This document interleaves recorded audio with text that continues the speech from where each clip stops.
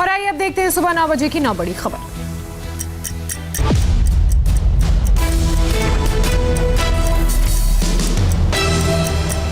इस वक्त की सबसे बड़ी खबर, अब से 1.5 घंटे बाद प्रधानमंत्री नरेंद्र मोदी देश भर के मुख्यमंत्रियों के साथ एक बेहद ही अहम मीटिंग करने वाले हैं। ये मीटिंग कोरोना को लेकर होगी और इस बैठक में प्रधानमंत्री कोरोना की वैक्सीन को लेकर भी चर्चा करेंगे।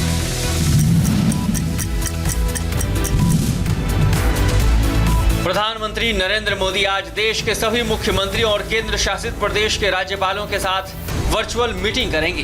बैठक में कोरोना पर मंथन होगा। पहली मीटिंग उन 8 राज्यों के साथ होगी जहां सबसे ज्यादा कोरोना के केस सामने आ रहे हैं और दूसरी बैठक सभी राज्यों और केंद्र शासित प्रदेशों के साथ इस बात पर होगी कि वैक्सीन का डिस्ट्रीब्यूशन कैसे किया जाए। भारत में फरवरी से कोरोना वैक्सीन की डोज लगने की संभावना है। हमारे देश में ऑक्सफोर्ड यूनिवर्सिटी की कोविशील्ड वैक्सीन लगेगी जो 90% तक कारगर बताई जा रही है। कोविशील्ड दुनिया की सबसे सस्ती वैक्सीन होगी। अगले साल के आखिर तक 3 अरब वैक्सीन का प्रोडक्शन होगा। 2 से 8 डिग्री सेल्सियस में रखी जा सकेगी कोविशील्ड। एक शख्स को कोविशील्ड की 2 डोज लेनी होगी। कोविशील्ड की 2 डोज की कीमत करीब 1000 रुपए होगी।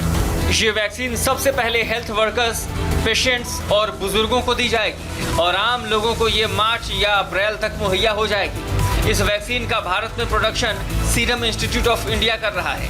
वैक्सीन तैयार हो रही है। इसका ऐलान सीरम इंस्टीट्यूट के CEO अदार पूनावाला ने किया है।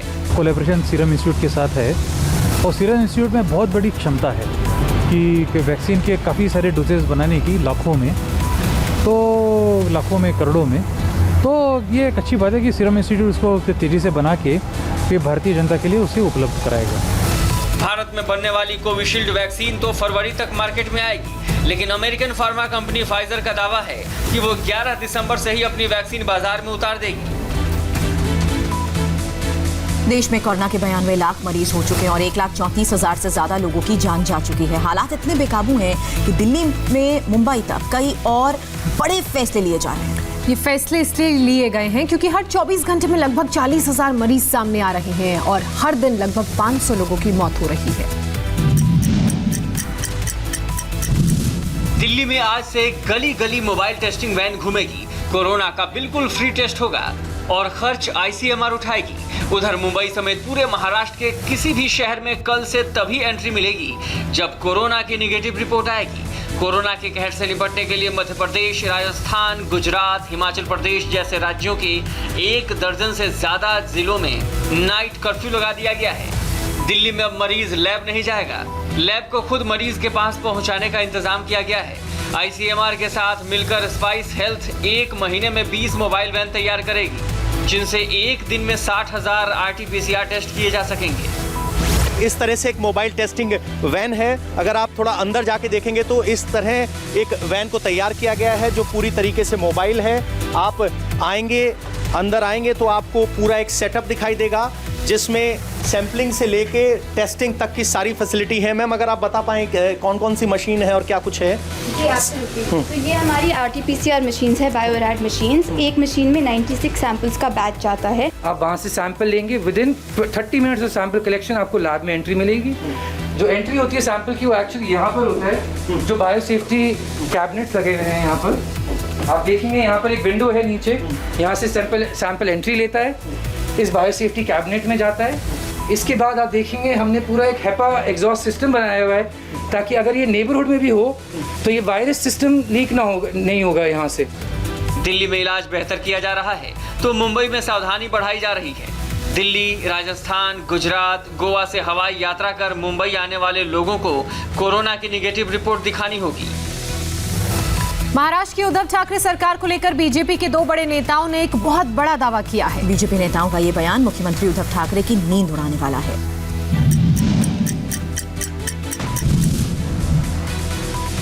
उद्धव सरकार को करीब 1 साल होने वाला है और शिवसेना के बीजेपी को धोखा देने का भी 1 साल पूरा होने वाला है।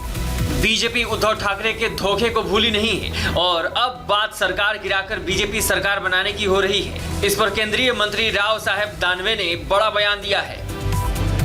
राव साहब परभणी में अपने कार्यकर्ताओं को संबोधित कर रहे थे। उन्होंने कहा कि बीजेपी कार्यकर्ताओं को ये नहीं सोचना चाहिए कि महाराष्ट्र में हमारी सरकार नहीं आएगी। अगले 2 से 3 महीनों में बीजेपी सरकार बना लेगी।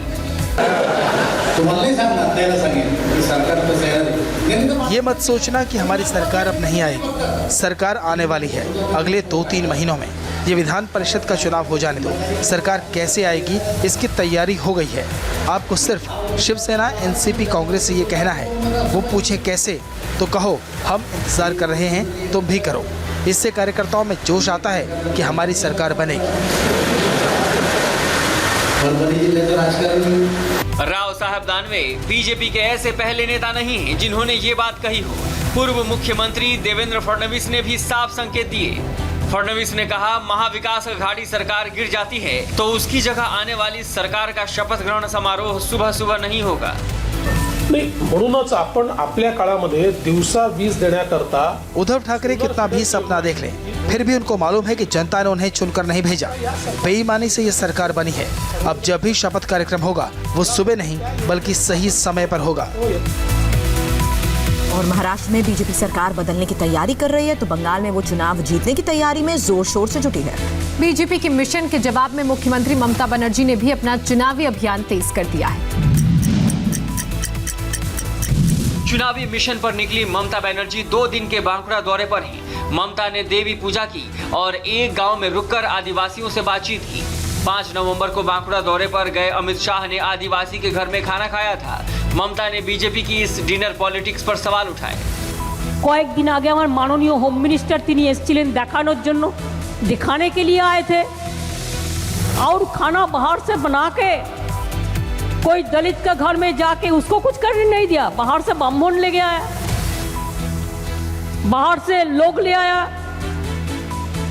बेचारा उसको एक बेटी है, उसको थैलासेमिया पेशेंट और ऐसा कुछ है, उसको दिखाने के उसको हेल्प करेगा यही बताने का बाद बोला तुम्हारा घर में हम खाली बैठ के खाएंगे और दिखाएंगे। कोई तरकारी काट रहा है, तरकारी काटছে কিন্তু সেই तरकारी खायনি, एक मूर्ति में मला चढ़ाया। बाद में मेरे को याद हुआ আপনারা বললেন अरे ওটা बिरसा मुंडा নয়। बंगाल में बीजेपी और टीएमसी के बीच घमासान छिड़ा है तो बिहार में एमआईएम के एक विधायक की वजह से सियासी घमासान छिड़ गया है। बिहार में ओवैसी की पार्टी के 5 विधायक हैं। इन्हीं में से एक एमएलए ने विधानसभा में हंगामा खड़ा कर दिया। बिहार की 17वीं विधानसभा के पहले सेशन में शपथ ग्रहण शांतिपूर्ण चल रहा था, लेकिन जब ओवैसी की पार्टी एआईएमआईएम के विधायक अख्तरुल ईमान शपथ लेने पहुंचे तो उन्होंने शपथ पत्र में हिंदुस्तान शब्द पर आपत्ति जताई और हिंदुस्तान की जगह भारत शब्द बोलने पर अड़ गए। विधायक की आपत्ति देखकर प्रोटेम स्पीकर जीतन राम मांझी भी हैरान रह गए।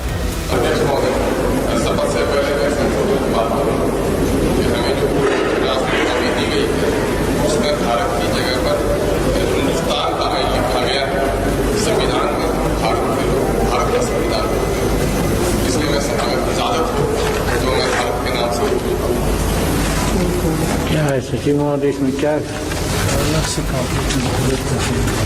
भारत का संविधान तो पूर्वोत्तर चल रहा है, आज कोई नई बात नहीं ना है, सब लोग उसी नाम पर लेते हैं शपथ।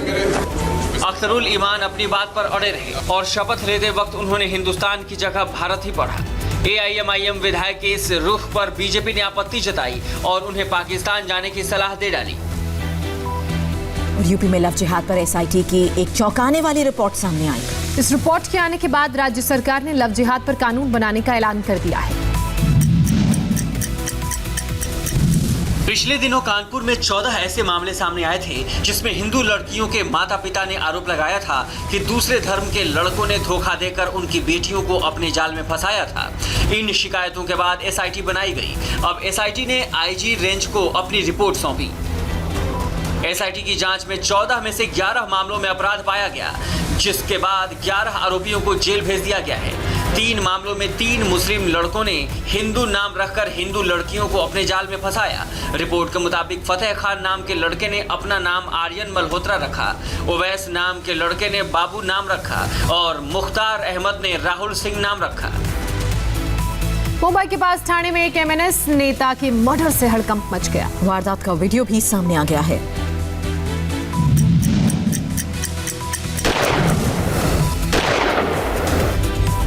एमएनएस के नेता जमील शेख को सरेआम गोली मार दी गई। जैसे ही ये हत्या हुई वैसे ही इलाके में हड़कंप मच गया। भीड़ वाले बाजार में बाइक पर 2 बदमाश सवार थे और काफी देर से वो जमील शेख का पीछा कर रहे थे। दोनों बदमाशों ने हेलमेट पहन रखा था जिससे उनकी पहचान नहीं हो पाई। मौका मिलते ही बाइक पर पीछे बैठे बदमाश ने जमील शेख के पीठ में गोली मार दी। वो जमीन पर गिर पड़े। जमील शेख को अस्पताल ले जाया गया जहां उन्हें मृत घोषित कर दिया गया। हत्या की वजह साफ नहीं है। पुलिस और सीसीटीवी फुटेज खंगाल रही है और हमलावरों की तलाश की जा रही है। और पाकिस्तान में इमरान के खिलाफ जनता एक बार फिर से सड़क पर उतर गई है। पाकिस्तान से सरकार के खिलाफ हिंसक प्रदर्शन की तस्वीरें सामने आई हैं। पाकिस्तान अधिकृत कश्मीर का गिलगित बाल्टिस्तान जल रहा है। गिलगित बाल्टिस्तान भारत का हिस्सा है, लेकिन पाकिस्तान ने धोखे से यहां कब्जा जमा लिया। लेकिन अब वहां की जनता सड़कों पर है। इमरान खान का विरोध हो रहा है, पाकिस्तान का विरोध हो रहा है। पहली गाड़ी, दूसरी गाड़ी, तीसरी गाड़ी और ये चौथी गाड़ी। गिलगित शहर मानो जल उठा। सड़कों पर उतरे लोगों ने एक के बाद एक 4 गाड़ियों में आग लगा दी। सड़कों पर पुलिस थी, पैरामिलिट्री थी, लेकिन इसके बावजूद भी न सिर्फ 4 सरकारी गाड़ियों को जला दिया गया बल्कि एक सरकारी इमारत को भी आग के हवाले कर दिया गया। गिलगित शहर के जो हालात हैं वो बहुत कशीदगी की तरफ जा रहे हैं। यहाँ पे भी आप देखें नाजरीन, एक गाड़ी पे आग लगाया गया। ये भी गवर्नमेंट की गाड़ी है। कश्मीर में अचानक बर्फबारी काफी बढ़ गई है और बर्फबारी बढ़ने से परेशानी तो हो रही है, लेकिन टूरिज्म पर आश्रित लोगों को काफी फायदा भी है।